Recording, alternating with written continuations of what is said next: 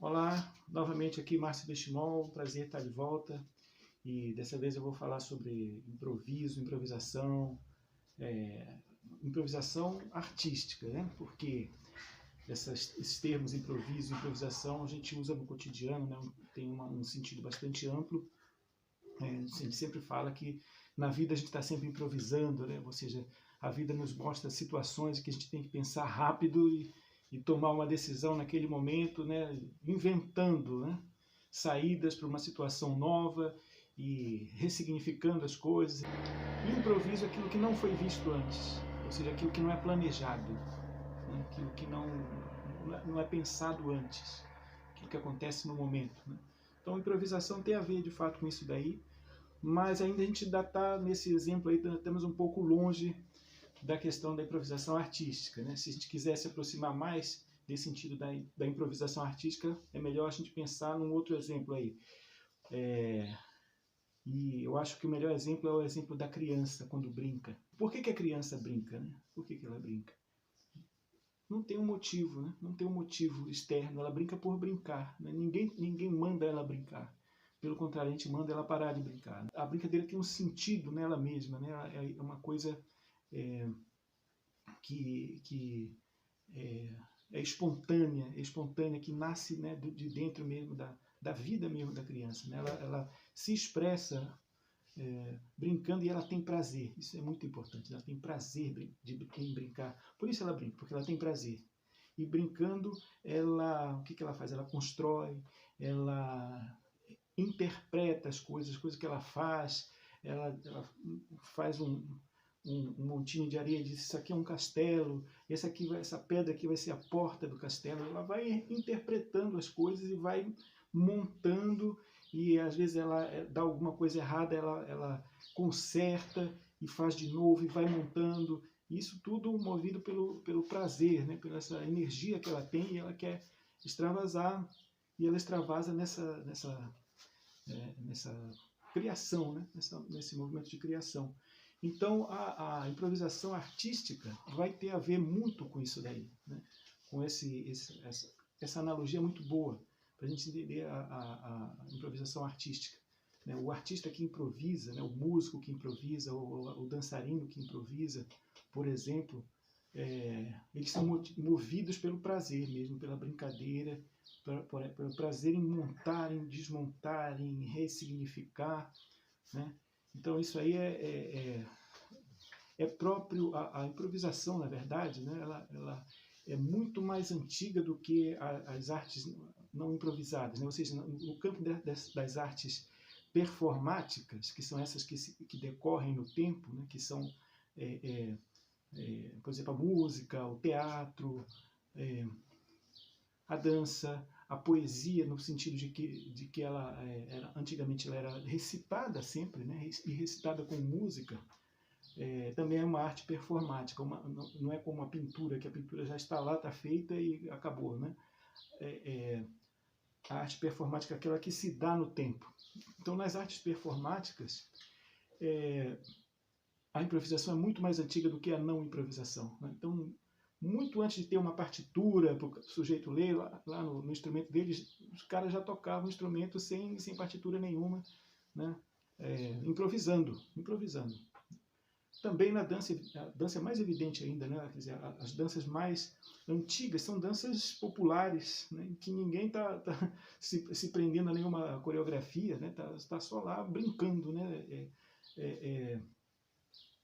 Movimentando o corpo prazerosamente no ritmo da música. No teatro também, quer dizer, demorou muito tempo para ter um roteiro que as pessoas decoram e falam, né? Antes era, claro que tinha um roteiro, mas assim, só uma lenda popular, por exemplo, aí as coisas vão sendo improvisadas, né? Então, falando da improvisação e tentando resgatar um pouco da improvisação artística, a gente está resgatando, né, uma origem ancestral da arte mesmo, especialmente, particularmente dessas artes performáticas, né? Então a gente está resgatando a essência mesmo desse tipo de arte. Mas então o que que diferencia o fazer artístico, a improvisação artística dessa improvisação da brincadeira da criança, né? O que diferencia é que justamente na improvisação artística você está procurando produzir arte. Isso significa que você está produzindo algo que deve ser apreciado segundo parâmetros estéticos. Não apenas por você, mas por outras pessoas, pelas pessoas, pelo seu público, né? Ninguém faz arte para si mesmo, você faz arte sempre para um público. Então você está produzindo alguma coisa que deve ter um valor estético, deve poder ser apreciado. Ou seja, não apenas você mesmo, mas o outro tem de ter prazer em contemplar, em observar o que você está produzindo, né? Então existe aí a adaptação, a pressuposição de parâmetros estéticos, de qualidade estética, né? O artista que improvisa, o objetivo dele não é apenas brincar, não é apenas se divertir, mas é produzir algo que seja apreciável esteticamente, que tenha valor como arte, né? Então aí a coisa se complica um pouquinho, né? Quer dizer, se complica no sentido de que isso envolve a crítica, né? A crítica tanto dos outros quanto a sua própria autocrítica, né? Ou seja, o artista ele tem de ter autocrítica. Não tem arte se não tiver autocrítica, né? A capacidade do artista de julgar aquilo que ele faz, né? A partir de parâmetros estéticos mesmo, artísticos, né? Então o artista tem de ter autocrítica. Isso aí é algo que é essencial para a prática artística, né? Só que a autocrítica ela é algo que inibe a criatividade, ou ela tende a inibir a criatividade. Então a criança lá brincando, ela é totalmente espontânea, ela não tem nenhuma autocrítica, né? Ou seja, ela não está preocupada com o que os outros vão pensar do que ela está fazendo, entendeu? Ela está no mundo dela, certo? Já no fazer artístico, não, né?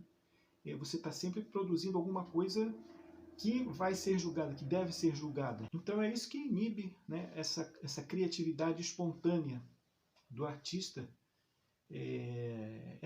a tendência à autocrítica, que é importantíssima, que é essencial, mas que tem esse efeito inibidor, né, dessa criatividade primitiva, né, que nós temos, esse prazer de brincar artisticamente também.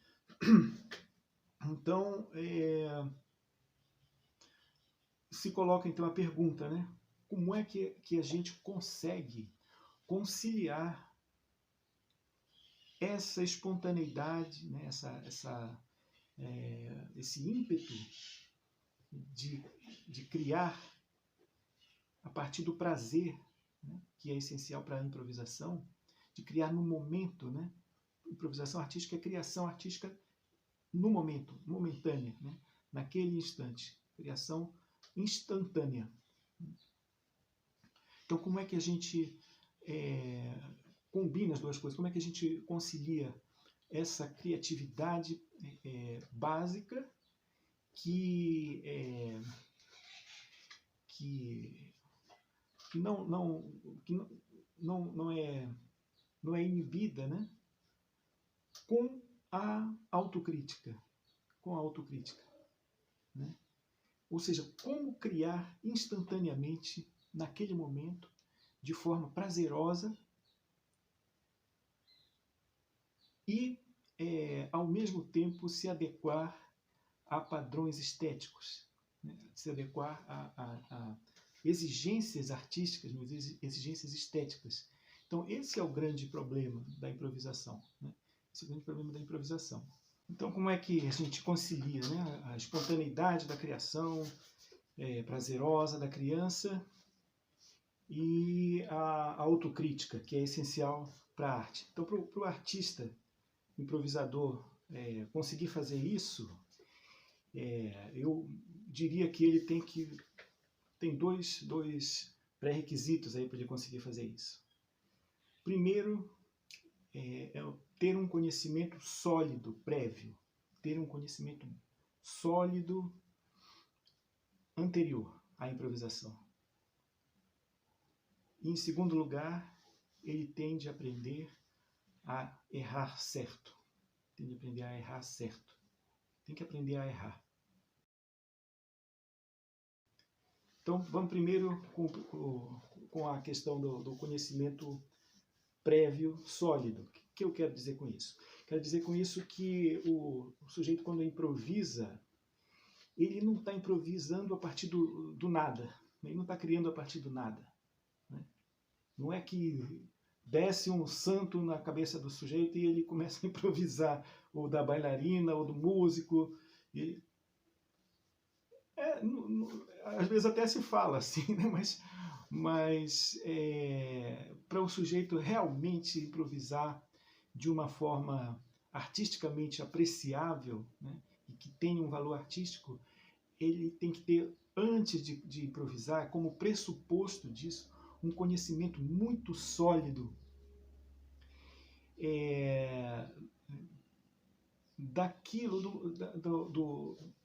daquela música sobre a qual ele vai improvisar, ou sobre a qual ele vai dançar, ou seja, do roteiro, né?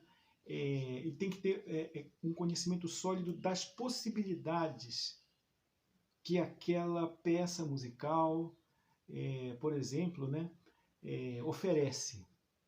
Ou seja, o sujeito, como é que faz o músico? Né? Vamos pegar o exemplo mais destacado, no meu entender, da arte da improvisação, né? Na atualidade, já desde várias décadas, que é o jazz. Como é que faz o músico do jazz, né, para improvisar? Ele tem uma sequência de acordes, tem a pulsação da música, tem o compasso, ele sabe, né, a sequência dos acordes naquela música. Então ele tem um conhecimento de tudo isso. A partir disso, ele vai pegar no seu instrumento, e sabendo, né, como é que a música vai continuar. Né? Ele já sabe como é que a música vai continuar.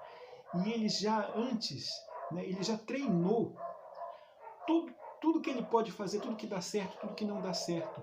Ele vai tocando os seus acordes, né, no piano, vai fazendo com a mão esquerda os acordes, e aí com a mão direita ele vai improvisando.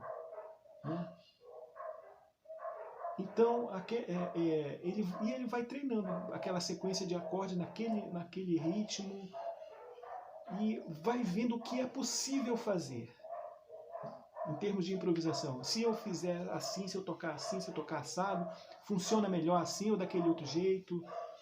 Se eu usar essa escala, se eu usar esse acorde, enfim, ele vai treinando antes. Ele faz um estudo exaustivo das possibilidades que aquela música oferece para ele fazer o que dá na telha naquela hora lá.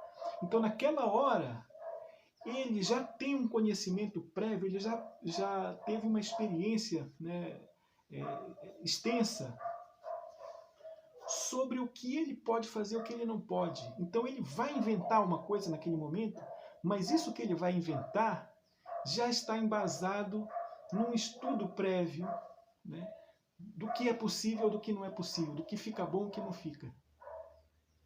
E aí, com isso, ele já sabe, ele sabe onde é que ele está na música, em que compasso ele está, né, qual é o acorde que está soando ali, depois vai passar para aquele outro acorde, daqui a 2 tempos passa para um outro acorde. Então ele já sabe disso. E ele já vai fazendo a sua improvisação sabendo disso aí, prevendo. Então ele tem um conhecimento da estrutura, de como a música se organiza, se estrutura, né?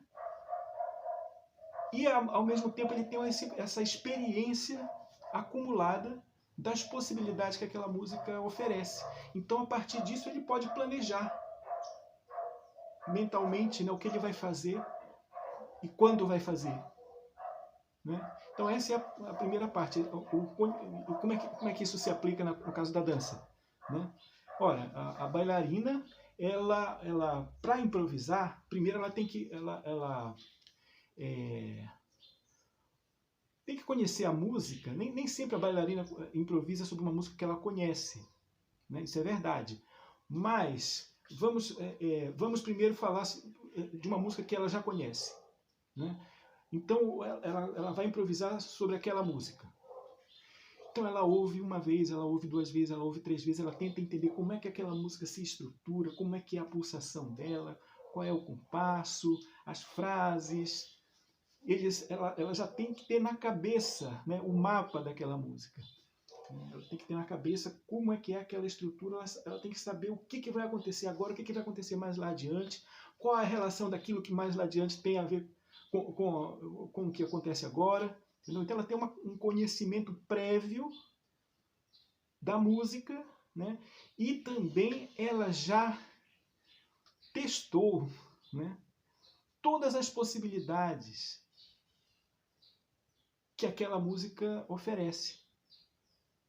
O que dá para fazer, o que não dá, entendeu? E aí ela com esse estudo prévio, ela é capaz de, em um determinado momento, quando está soando a música, de inventar a sua dança, só que ela não inventa do nada, ela inventa a partir de um conhecimento que ela já tem, de uma experiência que ela já acumulou, né? E de um conhecimento que ela tem da própria música. Então nunca a improvisação é do nada, a improvisação está baseada numa experiência, num conhecimento prévio. Agora, mesmo quando no caso de uma bailarina vai dançar uma música que ela nunca ouviu, aí ela tem que improvisar, né? Bom, ela nunca ouviu aquela música, mas ela já ouviu muitas outras músicas semelhantes. Muitas outras músicas que têm as mesmas células rítmicas, que têm as mesmas características rítmicas mesmo, né? O mesmo tipo de estruturação. Então ela não conhece aquela música, mas ela conhece uma porção de outras que são semelhantes. E a partir disso, e também ela já experimentou em todas essas outras músicas aquilo que funciona, aquilo que não funciona, né? O que ela pode fazer, o que ela não pode, todas as possibilidades, né, de expressão que estão à disposição dela e que ela pode eventualmente usar ou não. Certo? Então, mesmo quando está uma música que ela nunca ouviu, a partir dessa experiência prévia e desse conhecimento prévio que ela tem, né, da música em geral, da música árabe em geral, ela é capaz de improvisar, tranquilo, né? Certo, então isso em relação ao conhecimento prévio, né? Agora, em relação a essa questão do errar certo. Errar certo. Você tem que aprender a errar certo. Eu tiro essa expressão de uma declaração dada pelo Thelonious Monk, um grande músico, né, falecido já, um dos grandes compositores e músicos do jazz, Thelonious Sphere Monk. E uma vez ele, depois de um show lá que ele tocou, ele saiu e falando com uma pessoa, né, que ele não tinha gostado do que ele tinha feito, né? Ele falou, hoje eu errei os erros errados. Hoje eu fiz os erros errados. O que quer dizer isso? I made the wrong mistakes. I made the wrong mistakes. Eu fiz os erros errados. Ou seja, quer dizer que tem alguns erros que são certos e outros que são errados. O que está por trás disso? Está por trás que na improvisação, como é uma coisa que ainda não foi planejada, muitas vezes, e aí quase sempre acontece, que você pensa uma coisa e quando vai executar essa coisa não sai como você pensou, ou ela não tem o efeito. Isso seria um erro, né? É um erro.